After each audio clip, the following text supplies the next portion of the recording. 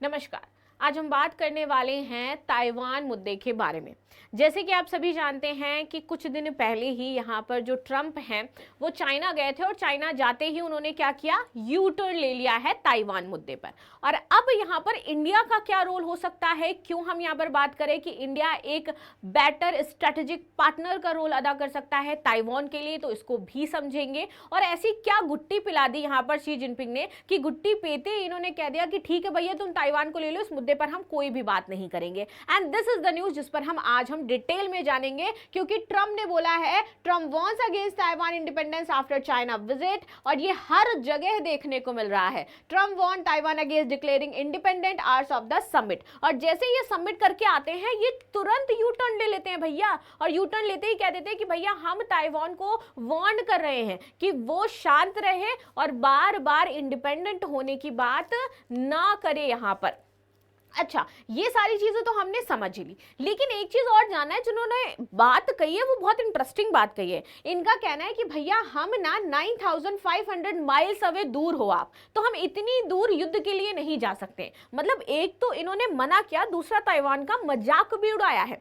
इन्होंने कहा क्या है ये देखिए, यहाँ पर अमेरिकी राष्ट्रपति डोनाल्ड ट्रंप ने कहा कि भैया ये एक कठिन समस्या है, जो ताइवान है वो बहुत ही कठिन समस्या है, क्योंकि चीन की सैन्य शक्ति और द्वीप से जो भौगोलिक निकटता है, और बीजिंग में चीनी राष्ट्रपति शी जिनपिंग के साथ उन्होंने जो बातचीत करी, इसमें बताया कि भैया देखो चीन जो होता है वो तो हमसे खाली बस 59 माइल्स दूर हो जाता है, लेकिन आप हमसे 9500 माइल्स दूर हो, प्लस उनकी मिलिट्री पावर्स भी हो जाती है। अब इतना दूर हम युद्ध करने कैसे आएंगे? तो इसलिए मैं चाहूंगा ताइवान से कि वो थोड़ा शांत रहे, शांति बना करके रखे, और दोनों को ही हम शांत रहने की सलाह देते हैं। ये वो वहां पर रायता फैला करके आ गए हैं। एक चीज और जो आपको पता होगी कि जितने भी इनको चाइना विजिट से गिफ्ट मिले थे, ये वहां पर वो भी फेक करके आए थे।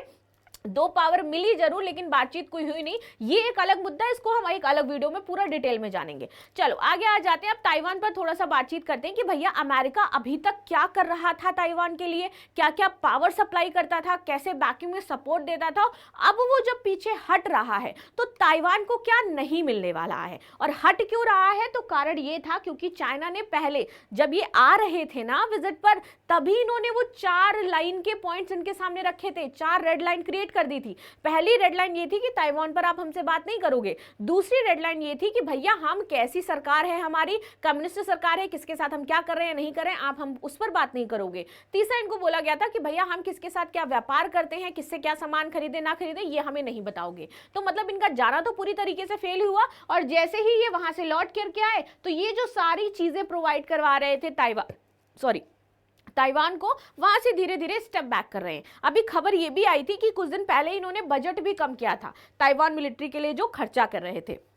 खैर आगे आते हैं। ये ताइवान सेना को ट्रेनिंग देते हैं, ठीक है, कि युद्ध में लड़ना कैसे है, ये इनके द्वारा इनको सिखाया जाता है। फील्ड ट्रेनिंग देते हैं, टेक्निकल एक्सरसाइज इनकी करवाते हैं, इनको लीडरशिप, साइबर डिफेंस, इंटेलिजेंस और कम्युनिकेशन का प्रशिक्षण देते हैं। ये सारे प्रशिक्षण इनके द्वारा दिए जाते हैं, फर्स्ट एड, कॉम्बैट, सब कुछ। साथ ही साथ आप देखोगे यहाँ पर ये मिलिट्री कोऑर्डिनेशन भी बढ़ा रहे हैं। अमेरिका और ताइवान के बीच सैन्य समन्वय लगातार बढ़ा है। ये रणनीतिक बातचीत, खुफिया जानकारी साझा करने की इनकी संयुक्त योजना है, चाइना को लेकर के जो हुई होगी। साथ ही साथ आपात स्थिति में तेजी से प्रक्रिया कैसी करनी है, इसकी भी यहाँ पर पूरी इनकी कॉपरेशन हो जाती है। यहाँ पर आप देखोगे तो नियमित ये डिफेंस डायलॉग करते हैं। साथ ही साथ इंटेलिजेंस शेयरिंग, जिसकी हमने बात करी, हथियार, तकनीकी और रक्षा प्रणाली, ये भी एक दूसरे से ये सहयोग करते हैं। प्लस यहाँ पर इंडो पैसिफिक में नवल प्रेजेंस बढ़ाता है कौन? यूएस, और इससे ये इंडो पैसिफिक में पूरी तरीके से पावर बैलेंस बना रहता है। और जैसे ही इंडो पैसिफिक का नाम आता है वैसे ही आपको इंडिया की इंपॉर्टेंस समझ में आ जाएगी कि इस मुद्दे पर क्या हो जाती है। अमेरिका इंडो पैसिफिक क्षेत्र में लगातार अपनी नौसेना उपस्थित रखता है। ये उपस्थिति चाइना को संकेत देती है कि भैया ताइवान पर हमला करने से पहले वो एक बार सोचे। फ्री और ओपन इंडो पैसिफिक को बनाए रखने का इनका मुख्य उद्देश्य हो जाता है, जिससे कि पावर बैलेंस बना रहता है इंडो पैसिफिक रीजन में। नौसैनिक उपस्थिति में US navy aircraft, freedom of navigation operation, पनडुब्बियों की मौजूदगी, और मित्र देशों जैसे कि जापान, ऑस्ट्रेलिया, फिलीपींस आदि के साथ समुद्री अभ्यास भी समय समय पर ये करता रहता है, जिससे कि ताइवान पर मुद्दा शांत बना रहे यहाँ पर, ठीक है। और देखो यूएस ने क्या आम दे रखे हैं, तो इनको 2.81 बिलियंस का ये हर बार इस तरीके से रक्षा या जो भी चीजें होती है प्रोवाइड कराते हैं। यहाँ पर पैट्रियोटिक मिसाइल दे रखी है, ब्लैक हॉक दे रखा है, साथ ही साथ कम्युनिकेशन के लिए F-16 फ्लीट की भी ये बात करते रहते हैं कि अभी चल रही है, F-16 की जो फ्लीट है वो भी प्रोवाइड करवाई जाएगी। इस तरीके से आपको पता चलेगा कि कितना बजट रहता है। लगभग 19,450.86 मिलियन का यहाँ पर बजट है, जो कि यूएस फॉरेन मिलिट्री स्केल करती है ताइवान के लिए 2017 से 2022 तक का आपको दिखाया गया है। तो अब आप देखो कि ये क्या कर रहे हैं, कैसे कैसे इस चीज पर ये आगे बढ़ रहे हैं और इसको सपोर्ट देते थे, और ये सपोर्ट अब कंटिन्यू रहेगा या नहीं रहेगा, इस पर अब क्वेश्चन मार्क खड़ा हो गया है, क्योंकि आपने ऑफिशियली आकर के बोल दिया है भाई साहब। अब बात करते हैं यहाँ पर इंडिया और ताइवान के बारे में कि इस मुद्दे पर इंडिया क्या कर सकता है, क्योंकि जैसे ही इंडो पैसिफिक रीजन की बात आती है तो हमें क्वाड जरूर याद आता है, और क्वाड इसीलिए है कि भैया इंडो पैसिफिक में फ्री मूवमेंट रहे, और साथ ही साथ नवल प्रेजेंस इसलिए रहता है यूएस का कि वहां पर किसी भी कभी दबदबा नहीं हो जाए। लेकिन इंडिया क्या स्टेप अपनाता है ताइवान के लिए, हमारे उसके क्या संबंध हो जाते हैं, क्या हम वाकई ताइवान का एक बहुत ही बेहतर देश साबित हो सकते हैं, या फिर हम एक कोई पासा ऐसा खेलेंगे कि भाई ताइवान जो चाइना है उसको भी हम टैकल कर पाए, और प्लस ताइवान जो है उसके साथ अपने संबंधों को भी बेटर कर पाए, क्योंकि बीच में हमारे यहाँ पर क्या हो जाता है, पाकिस्तान का मुद्दा हो जाता है। तो इसीलिए हम ताइवान का सपोर्ट करते हैं पाकिस्तान मुद्दे को लेकर के, क्योंकि चाइना वन जो चाइना पॉलिसी है वो अपनाता है। तो इंडिया ने बोला कि ठीक है हम आपकी वन चाइना पॉलिसी मानेंगे, लेकिन आप वन इंडिया पॉलिसी मानोगे और पीओके का जो क्षेत्र हो जाए उसको आप इंडिया का भाग मानोगे। लेकिन चाइना जो है वो ये नहीं मानता है, तो इसीलिए हम ताइवान के साथ बहुत सारे कॉपरेशन करते हैं, हम उसके साथ व्यापार करते हैं। जैसे कि आप देखोगे कि हमारा ताइवान के साथ इलेक्ट्रॉनिक्स, मशीनरी, केमिकल, सूचना प्रौद्योगिकी, सौर ऊर्जा उपकरण, इसमें व्यापार होता है। भारत ताइवान को पेट्रोकेमिकल, लौह इस्पात, कृषि उत्पाद और जो दवाइयां हैं वो प्रोवाइड करता है। साथ ही साथ इंडो पैसिफिक में हमारी बहुत ही बड़ी भूमिका हो जाती है, चीन के बढ़ते प्रभाव को हम यहाँ पर संतुलित कर पाते हैं, और लोकतांत्रिक देशों के सहयोग को और भी हम मजबूत करते हैं। यानी कि एक तरीके से हम इकोनॉमिकली अगर हम बात करें तो भैया बैकिंग भी देते हैं, और प्लस ताइवान इसलिए भी जरूरी है क्योंकि वर्ल्ड की बेस्ट सेमीकंडक्टर चिप्स बनाता है, और उसका भी हमारे साथ इन्होंने साइन अप कर रखा है। तो इस तरीके से हम बचते हैं डायरेक्टली इन्वॉल्व होने से, और ताइवान भी हमसे ये नहीं कहता कि हम डायरेक्टली इन्वॉल्व हो, लेकिन इनडायरेक्टली, अनऑफिशियली हम उसको एज अ कंट्री रिकॉग्नाइज करते हैं, उसके साथ अपने संबंधों को बना के रखते हैं। प्लस हमने अपने जो दूतावास है उसके बारे में बातचीत शुरू कर दी है। तो इस तरीके से इंडिया सपोर्ट करता है ताइवान को। बट अगर खुल करके बात करें या पॉलिसी की बात करें या लिखित में बात करें तो भैया हाँ, वन चाइना पॉलिसी तो हम भी फॉलो अप कर लेते हैं यहाँ पर। लेकिन अब बहुत ही इंपॉर्टेंट हो जाएगा इंडिया, क्योंकि यूएस की ये कहने के बाद क्या चीजें बदलती हैं वो डिसाइड करेगा कि अब इंडो पैसिफिक में होने क्या वाला है। लेकिन इससे पहले हम ये सारी चीजें समझें, हमें ये समझना होगा कि आखिर ऐसा क्या इतिहास रहा है, क्या मुद्दा रहा है जो आज तक सॉल्व नहीं हो पा रहा है। थोड़ा सा इन दोनों के इतिहास की समझ में जो पूरी चीजें रही हैं वो समझते हैं, जो कंट्रोल यहाँ पर हुआ टाइम टू टाइम वो समझते हैं, और क्या मुद्दा रहा जिसकी वजह से बातें क्रिएट हुई। तो पहले ताइवान में स्थानीय आदिवासी आपके निवास करते थे। 17वीं शताब्दी की अगर मैं आसपास बात करूं तो यहाँ पर आप देखोगे कि कुछ समय के लिए जो डच लोग थे उन्होंने इसको ऑक्यूपाइड किया, एंड देन बाद में चीन में एक किंग डायनेस्टी आती है और वहां से ये ताइवान पर नियंत्रण कर लेते हैं। ठीक है, यानी कि किंग डायनेस्टी के समय से ही चाइना मानता है कि हमने इनको नियंत्रण किया था और ये हमारा ही पार्ट है, और ये पूरा का पूरा मुद्दा यहीं से शुरू हो जाता है। But in 1895 first Chino Japanese war होता है, चीन इसमें हार जाता है और जापान इस पर कब्जा कर लेता है, एंड लगभग 50 साल जापान का इस पर कब्जा रहता है, इसके नियंत्रण में रहता है। और उसके बाद आप देखोगे वर्ल्ड वॉर सेकेंड जब आता है तो जापान की यहां पर हार होती है, और 1945 इज द अगेन टाइम जहां पर ताइवान ने जो वो था, मतलब चीन जो था उसने ताइवान पर कब्जा कर लिया। अब जैसे ही ये सब कुछ होता है, जब ये वॉर चल रहा था हमारा, ठीक है, तब आप देखोगे एक बड़ा शिफ्ट आता है, चाइनीज सिविल वॉर होता है फ्रॉम 1945 टू 1949 यहाँ पर। और किसके किसके बीच में होता है, तो मेओ जेडोंग होते हैं हमारे, जो कि कम्युनिस्ट पार्टी इन्होंने स्टैब्लिश करनी चाहिए थी, और यहाँ पर होते हैं आपके चिनांग काई शेक, जो कि आपकी केएमटी पार्टी यानी कि नेशनलिस्ट पार्टी स्टैब्लिश करना चाहते थे। इनका पूरा पूरा कॉन्सेप्ट था कि हम कम्युनिस्ट पार्टी लेकर के आएंगे, और ये सोवियत यूनियन के संपर्क में थे, उसको सपोर्ट करते थे, यानी कि जो रशिया हो जाता है उसका। और इधर ये जो थे ना, ये यूनाइटेड स्टेट को सपोर्ट करते थे और कैपिटलिज्म की बात करते थे। अब इन दोनों के ही बीच में प्रॉब्लम क्रिएट होती है, और दोनों ही मिलकर के यहाँ पर अपनी अपनी एक पार्टी फॉर्मेट करते हैं।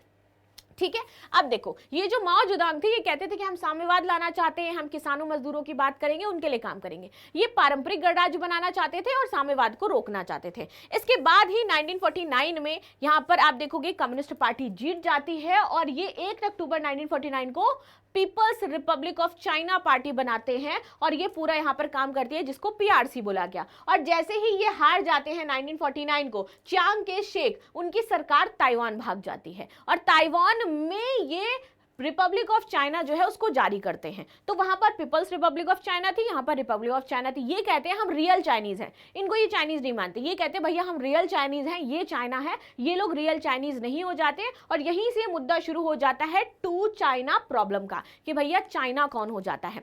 अब पूरा, क्योंकि मेन रीजन तो चाइना वही था, ताइवान आप भाग करके गए थे, तो यूएन में ये मुद्दा जाता है। यूएन में आप देखोगे कि 1971 में जब मुद्दा पहुंचा तो यूएन में ताइवान की सीट को कैंसिल कर दिया गया, पीआरसी को मान्यता दे दी गई और ताइवान और रसी की मान्यता जो थी देश वाली, ये यहां पर बहुत कम हुई और सीट को भी खत्म कर दिया गया। बहुत कम, क्या बहुत कम ही इसलिए क्योंकि कोई भी नेशन यहां पर ताइवान को एज अ कंट्री रिकॉग्नाइज ज्यादा नहीं करना चाह रहा था।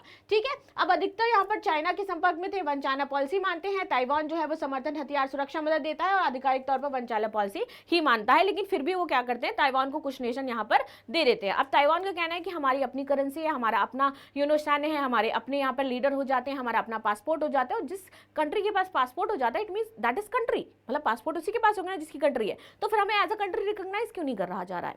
ठीक है। अब देखो, ताइवान पूरी दुनिया के लिए जरूरी इसलिए है क्योंकि भैया सेमीकंडक्टर पावर में टीएसएमसी जैसी कंपनियां हैं, वो बेस्ट सेमीकंडक्टर बनाती है जो पूरी दुनिया के इलेक्ट्रॉनिक्स, चाहे वो मोबाइल हो, लैपटॉप हो, सब जगह यूज हो रहा है। स्ट्रेटेजिक लोकेशन हो जाती है बिकॉज साउथ चाइना सी में है, पैसिफिक के बीच है, इंडो पैसिफिक रणनीति का मेन हिस्सा हो जाता है, इसलिए इंपॉर्टेंट है। और अगर युद्ध होता है तो ग्लोबल ट्रेड हमारा प्रभावित होगा, सेमीकंडक्टर का जो प्रॉब्लम है वो आ जाएगा। And this is the role location जिसकी हम बात करें। देखो, ये दो ताइवान स्टेट हमारा हो जाता है। अभी एक स्टेट के ऊपर प्रॉब्लम चली रही है, ये स्टेट अगर बंद हुआ तो पूरी दुनिया में जो मोबाइल, एक्सेसरीज, लैपटॉप है ना, वो बंद हो जाएंगे भैया। एंड तब आपकी रियल प्रॉब्लम खड़ी होगी।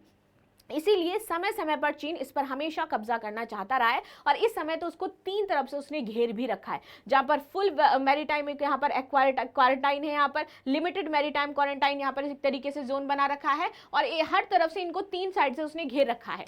जब उसको मन करता है तो मिलिट्री एक्सरसाइज कर लेता है, जब मन करता है तो वहां पर उसके शिप्स को रोक देता है, जब मन करता है वो कह देता है कि हम शिप चेक करेंगे तब हम ताइवान में भेजेंगे, यानी कि वो कट डाउन करना चाहता है। और अभी इन्होंने एक रशिया के साथ मिलकर के भैया 500 का डॉक्यूमेंट भी रिवील हुआ था, जिसमें जो चीन था वो ये कह रहा था कि भैया हम हमला तो करेंगे 2028 तक और ताइवान को अपने कब्जे में ले भी लेंगे। अब ये आशंका पहले से ही ताइवान को थी क्योंकि वो जानता है कि यूएस कैसा है। तो जब ये जा रहे थे ना, तभी ताइवान ने एक बात कही थी, रिटर्स में लिखी थी that Taiwan no surprise from Trump, Xi summit, China should end military pressure. यहां पर बोला था ताइवान ने कि हम ट्रंप से कोई भी सरप्राइज एक्सेप्ट नहीं कर रहे हैं, बट ट्रंप लव सरप्राइजेस, और उन्होंने ताइवान को सरप्राइज दे भी दिया भैया ये वाला। लेकिन उसके बाद ताइवान कहता क्या है, जैसे ही ट्रंप ये कहते हैं ना कि हम कह रहे हैं कि शांत रहो और इंडिपेंडेंस की बात मत करो, लेकिन अभी भी ताइवान को भरोसा है। ताइवान कहता है, ताइवान के जो प्रेसिडेंट है वो कहते हैं the Taiwan presidential office notes US policy unchanged after Trump Xi meeting. उन्होंने बोला कि हमारी जो पॉलिसी है वो अनचेंज रहेंगी, हमें कोई फर्क नहीं पड़ता है कि किसकी क्या मीटिंग होगी। हम यहाँ पर कॉर्पोरेशन की बात कर रहे हैं, हम यहाँ पर बात कर रहे हैं कि वो हमें हर तरीके से, चाहे वो मिलिट्री हो चाहे वो अदर चीजें हो, उस पर भी हम उनको सपोर्ट करेंगे और वो हमें सपोर्ट करते रहेंगे। लेकिन यहाँ पर ट्रंप डर करके आए हैं, ये वो रेडी होने के लिए मतलब मान ही नहीं रहे हैं कि भैया ट्रंप ना कहीं कॉम्प्रोमाइज हुए चीजों को लेकर के, क्योंकि वो जिन जिन डील्स को लेकर के गए थे वो एक भी डील उनकी फाइनलाइज नहीं हो पाई है और वो तैयार नहीं है चाइना से युद्ध के लिए। एक बार मैंने यहाँ पर यूएस और चाइना की मिलिट्री का जो कंपैरिजन है वो भी कर दिया है। ऑल दो ये 5th नंबर पर आ जाते हैं और ऑल दो ये आ जाते हैं हमारे 1st नंबर पर, लेकिन फिर भी यहाँ पर बहुत सारे ऐसे हिडन हथियार है जो हमें नहीं पता होता है किसके पास क्या है। और वैसे भी ट्रंप ने ईरान से सीख लिया है कि हमें किसी को भी आपसे लोअर नहीं समझना है, ठीक है, क्योंकि अगर हमने जो चाइना है उसको कम समझा तो क्या पता हम ही इस युद्ध में वैसे ही हो जाएं जैसे ईरान के साथ हैं। तो अभी ट्रंप किसी भी युद्ध के लिए रेडी नहीं है, ये ट्रंप ने बता दिया है, और 9500 माइल जाकर के तो वैसे भी रेडी नहीं है। लेकिन क्या ये ट्रंप ने पहली बार है किसी को धोखा दिया है कि नहीं? ट्रंप की धोखे की आदत है, ये समय समय पर देते रहते हैं। जैसे कि इन्होंने, आपको याद होगा तो जो आपके सीरियाई कुर्द हैं यहां से भी ये भाग गए थे। प्लस आप अफगानिस्तान देखो, पहले तो उन्होंने बोला हाँ कॉपरेशन कॉपरेशन, एंड देन इसके बाद अफगानिस्तान से तालिबान से डील साइन कर ली और वापस आ गए। नाटो देश अपने ही सहयोगियों के साथ ये नहीं हो पा रहे हैं भैया, इनको भी बैक स्टैबिंग करते रहते हैं, इनको ग्रीनलैंड चाहिए, ठीक है, माद्रो को ये उठा लेते हैं, ठीक है। आप देखोगे जो ईयू है उससे भी इनकी नहीं बनती है। प्लस अगर हम बात करें कि जो मिडिल ईस्ट खाड़ी देश है, ऑल्दो ये खाड़ी देशों के साथ डील साइन करके रखे हैं कि तुम्हारे ऊपर कोई भी हमला होगा, तुम्हारे ऊपर कोई भी चीजें होंगी तो हम उस पर कार्य करेंगे, लेकिन फिर भी ये क्या कहते रहते हैं कि खाड़ी देशों का एक तरफा आधिपत्य नहीं होना चाहिए ऑयल पर, ठीक है। तो ये ऐसी बात करते रहते हैं, हमेशा ये खाड़ी देशों के खिलाफ रहते हैं, जबकि खाड़ी देशों के मित्र हो जाते हैं। खाड़ी देशों को बोला है कि भैया अब हम आपको उतना मिलिट्री जो पार है, सपोर्ट है, वो नहीं दे पाएंगे, ठीक। अभी देखो ईरान वॉर में क्या हो रहा है, बेचारे खाड़ी देश परेशान है इनकी वजह से। प्लस आप देखो यूक्रेन वॉर में बहुत ज्यादा यूक्रेन को लग रहा था कि भैया ट्रम्प सपोर्ट करेंगे, यूक्रेन ने बोला कि नहीं, सीज फायर करो, जो रशिया मांग रहा है वो उसको दे दो, बात खत्म करो, और जो तुम मेरा यूज कर रहे हो, जितना भी तुमने हमारी सेना यूज करी है, तुमने हमारे हथियार यूज करे, उसके बदले तुम्हें हमें ऑयल देना पड़ेगा। लो, तो ये है यूएस का फेस। हर एक नेशन को पता है कि वो सामने से अगर आपके साथ दिख रहा है ना तो बैक स्टैबिंग कर ही रहा होगा। जैसे इंडिया के साथ सेम यूएस का ये पूरा मामला हो जाता है। वो एक तरफ कहता है कि हम तो भैया इंडिया के साथ है, दूसरी तरफ वो कब पाकिस्तान के पाले में चला गया पता नहीं, या फिर पाकिस्तान धोखा दे देता है, मीडिएशन के बहाने वो ईरान से कहता है लो मेरा नूर खान बेस तुम यूज करो। ये होता है फिर ट्रंप के साथ, ठीक है। तो अब बेचारा जो ताइवान है ना वो फंसा पड़ा हुआ है, उसने ट्रस्ट किया किसके ऊपर? यूएस के ऊपर। यूएस ट्रस्ट तोड़ते नजर आ रहे हैं, चाइना के साथ ही पूरी तरीके से पीछे हट रहे हैं, जो यूएस है वो हटता हुआ नजर आ रहा है। चीन पीछे हटने वाला है नहीं, क्योंकि चीन ने ऑलरेडी रशिया के साथ मिलकर के अपनी पहली स्ट्रेटेजी बना ली कि 2027-28 तक हम पूरी तरीके से ताइवान को अपने कब्जे में ले लेंगे, उसके लिए चाहे हमें पावर यूज करने, चाहे मिलिट्री यूज करनी पड़े, चाहे कुछ भी करना पड़े। तो क्या ताइवान का भविष्य इसी तरीके से जंजीरों में जकड़े रहने पे है? क्या ताइवान का जो फ्री नेशन का सपना है वो यहीं पर टूट जाता है, और क्या ताइवान कभी भी फ्री नहीं हो पाएगा, या फिर यहाँ पर इंडिया का कोई बड़ा रोल हो सकता है? तो आपको क्या लगता है मुझे जरूर बताइएगा। मिलते हैं नेक्स्ट क्लास में, तब तक के लिए धन्यवाद। लाइक शेयर सब्सक्राइब करना बिल्कुल भी ना भूलें, and thank you so much for joining the session. Again thanks.